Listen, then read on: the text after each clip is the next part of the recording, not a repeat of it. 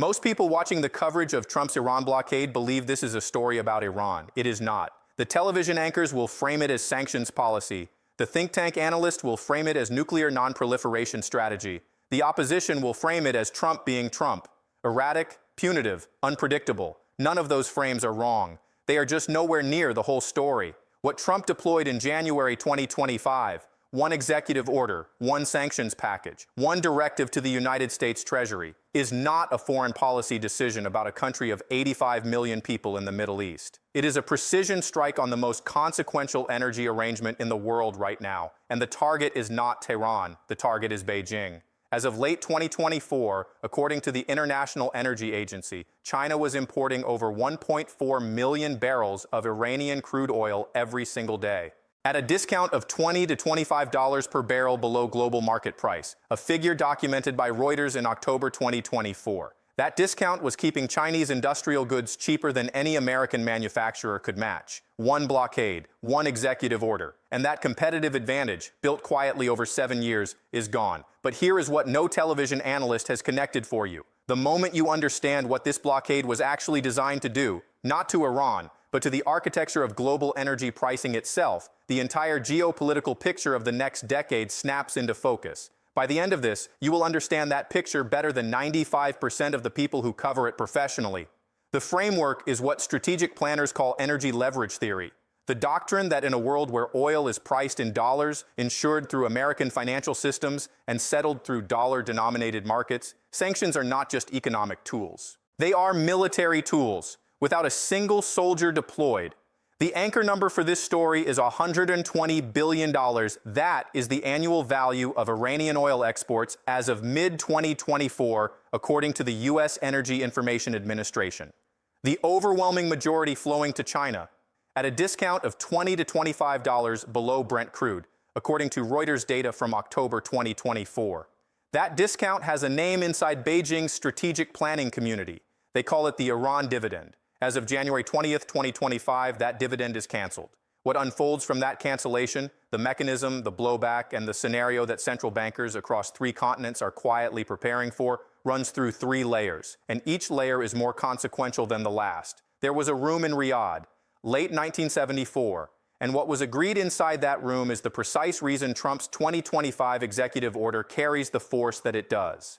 3 months after the Arab oil embargo had thrown the Western world into chaos, long lines at gas stations, Nixon declaring an energy emergency, America genuinely confronting the possibility that it did not control its own economic fate, Henry Kissinger and Treasury Secretary William Simon flew to Saudi Arabia. The deal they struck was not made in public. It was not passed through Congress. It was an executive arrangement between 2 governments, and its terms were these. The United States would provide military protection for the House of Saud, guarantee the monarchy's survival, supply weapons and intelligence as needed. Saudi Arabia would do 2 things in return. It would price all of its oil exclusively in American dollars, and it would recycle those dollar earnings back into purchases of United States Treasury bonds. That arrangement has a name, the Petrodollar system.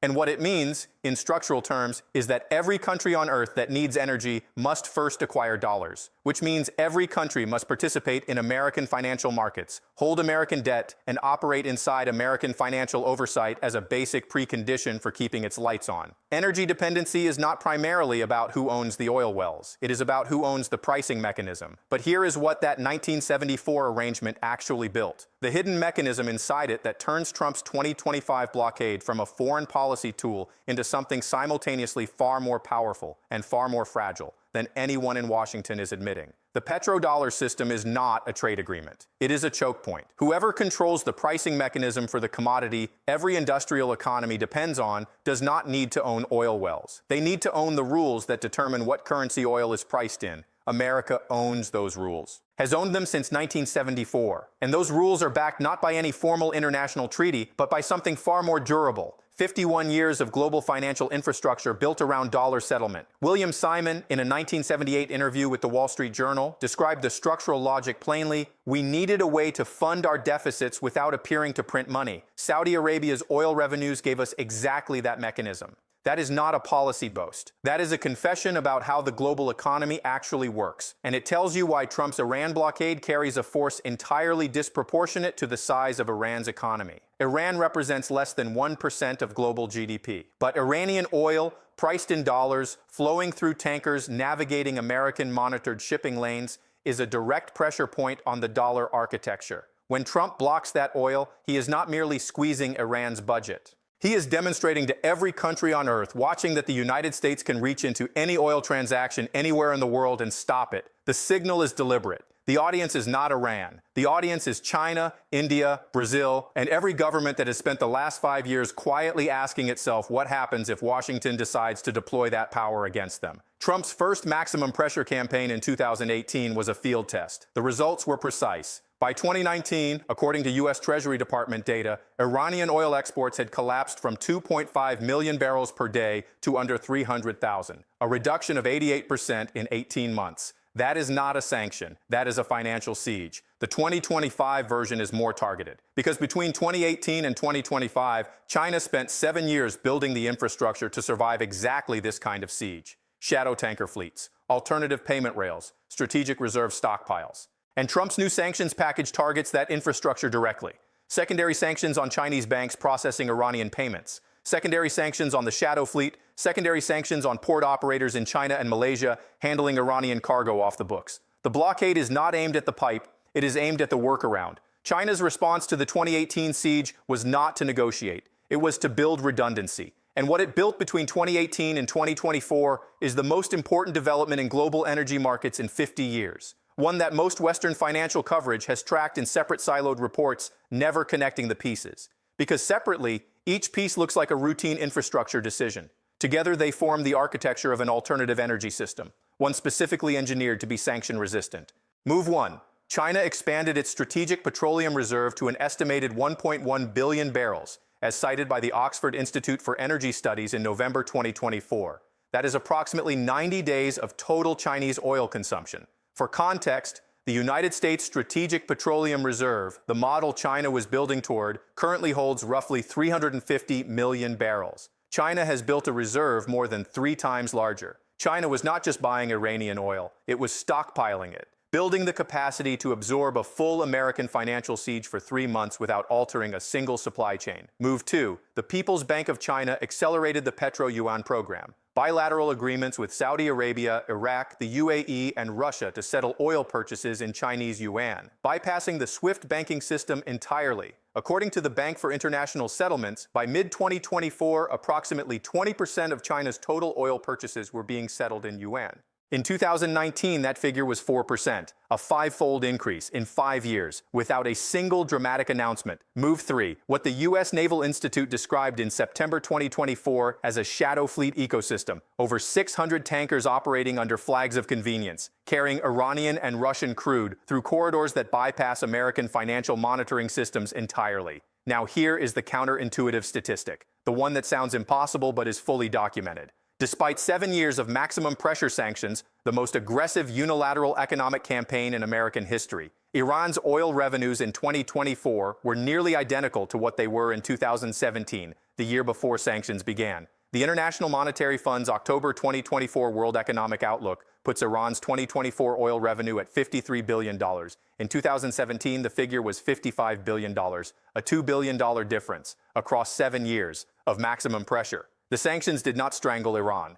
They rerouted Iran through China. Now here is where your wallet enters the story. When Trump's 2025 sanctions package targets the Chinese infrastructure that enabled that rerouting, the effect is not confined to Beijing or Tehran. Every barrel that cannot flow through Iran-China channels cheaply must be replaced from somewhere else. From Saudi Arabia, from American shale fields, from Norwegian offshore platforms, all of which price at Brent market rate, not at the $20 to $25 Iran discount. The cost of that difference gets absorbed somewhere, sometimes by Chinese manufacturers compressing their margins, sometimes by an American consumer standing in front of a shelf at a major retailer, noticing that prices have moved and not knowing why. This affects different households very differently. For households earning above $150,000 a year, a 3 to 5% increase in Chinese goods prices is an inconvenience.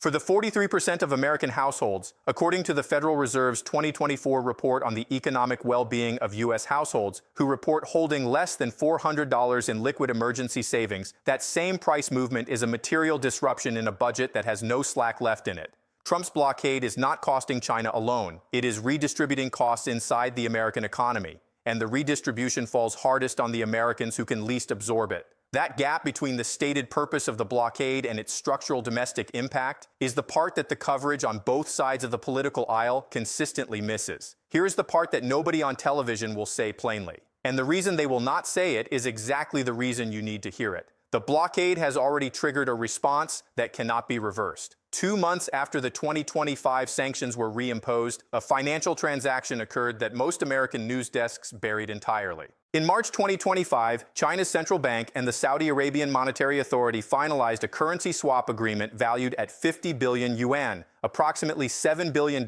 at current exchange rates. On paper, routine bilateral financial cooperation. In structural terms, something else entirely. The mechanism embedded in that agreement was specifically designed for oil settlements outside SWIFT, outside the dollar system, outside American financial monitoring, Saudi Arabia, the country whose 1974 arrangement with Kissinger created the Petrodollar architecture in the first place. That country just created a parallel payment channel with China. The official American response described it as routine. But the gap between that description and what the agreement structurally enables is not a communications problem.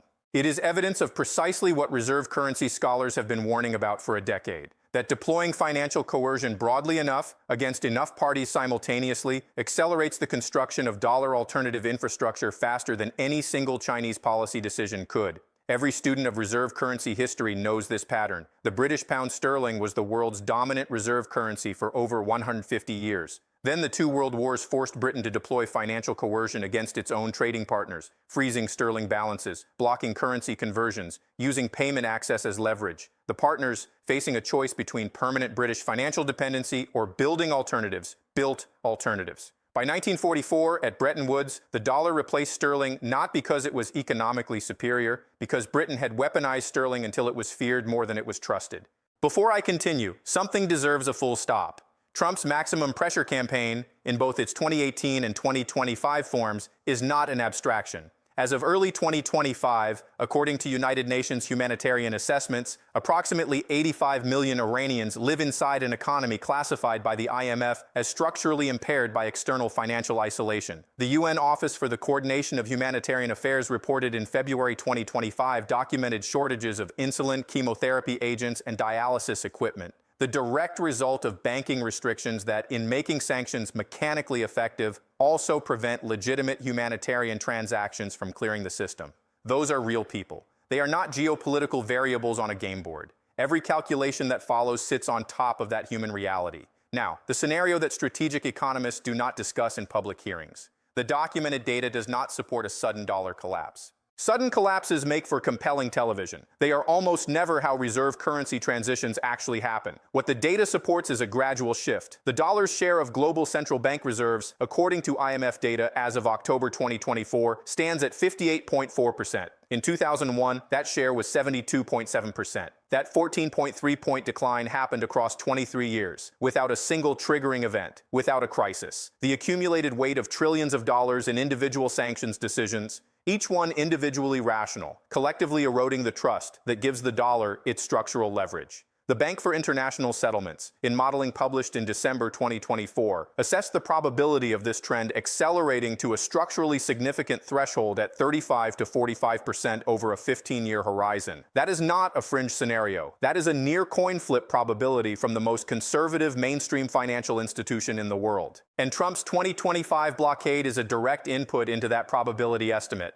Because every nation watching what maximum pressure does to Iran and what secondary sanctions do to the Chinese institutions that tried to work around it is running its own calculation, not ideological, mathematical, about how much of their reserve holdings they want denominated in an asset that Washington can and demonstrably will use as a coercive weapon. Brazil settled its first dollar-free bilateral trade agreement with China in March 2023. India settled its first rupee-denominated Russian oil purchase in July 2023. Gulf states, historically America's most dependable energy partners, are now running parallel currency channels alongside their dollar systems, not replacing them, running alongside them, quietly, as a hedge. One blockade, and the architecture built across 51 years begins to show its load-bearing stress fractures. Step back from the sanctions mechanics for a moment, because here is what all of this, the Iran blockade, the China pressure, the quiet dollar erosion, actually means for the financial landscape you will be living inside for the next 20 years. What I want you to take from this is not fear. Fear is not useful. Clarity is. Because when you understand the system, the petrodollar architecture, the energy leverage doctrine, the alternative infrastructure being quietly assembled, you can see what is coming before it arrives. And that is the most valuable thing you can carry out of this analysis. Now, I want to give the counter-argument a full, fair hearing, because serious economists, including several at institutions I respect deeply, look at everything I have just described and land somewhere significantly calmer. Their argument runs as follows. The dollar has been in decline since Nixon ended gold convertibility in 1971. Analysts have been predicting the end of dollar dominance for over 50 years and been wrong 50 consecutive times. The Chinese yuan is not freely convertible. Chinese capital markets are not open. No government with serious wealth to protect wants to hold reserves in a currency whose value is set by a government that can revalue it at political will. The alternatives to the dollar are hedges at the margin, not credible structural replacements. That argument is serious. It deserves to be stated plainly. There is real truth in it. The dollar's structural advantages, deep open capital markets, genuine rule of law, 8 decades of global network effects, do not evaporate in a decade, possibly not in 2 decades. The honest picture, stripped of both panic and complacency, is this. The dollar's structural dominance is genuine. The directional erosion is also genuine. What Trump's maximum pressure campaign does, whatever use of dollar system access as a coercive instrument does, is trade long-term structural trust for short-term geopolitical leverage. In the short run, that is a rational trade.